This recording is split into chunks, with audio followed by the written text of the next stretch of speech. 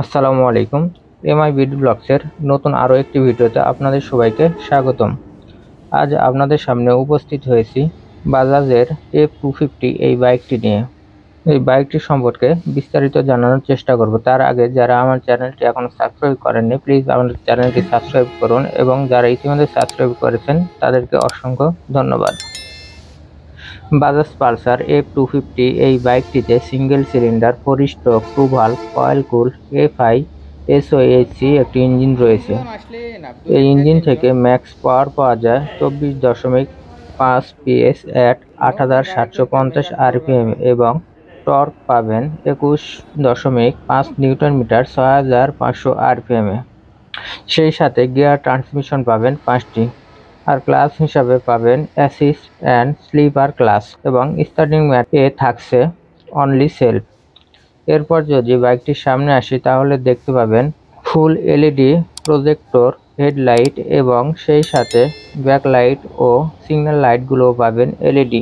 এবার যদি সাসপেনশনে আসি তাহলে দেখতে পাচ্ছেন সামনে 37 মিলিমিটারের টেলিস্কোপিক সাসপেনশন এবং রিয়ারে রয়েছে মনোশক সাসপেনশন।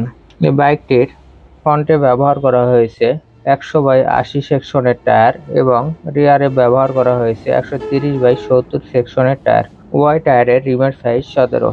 বাইকটিতে ব্রেকিংয়ে থাকছে ডাবল ডিস্কের সাথে সিঙ্গেল চ্যানেল ABS। সামনের ডিস্কের সাইজ 300 মিলিমিটার এবং রিয়ারের ডিস্কের সাইজ 230 মিলিমিটার। এই বাইকটি থেকে টপ স্পিড তুলতে পারবেন, অফিসিয়ালি ভাবে বলা হচ্ছে 140 থেকে 50 কিলোমিটার প্রতি ঘন্টায়, এবং প্রতি লিটার তেলে 35 থেকে 40 কিলোমিটার পথ অতিক্রম করতে পারবেন।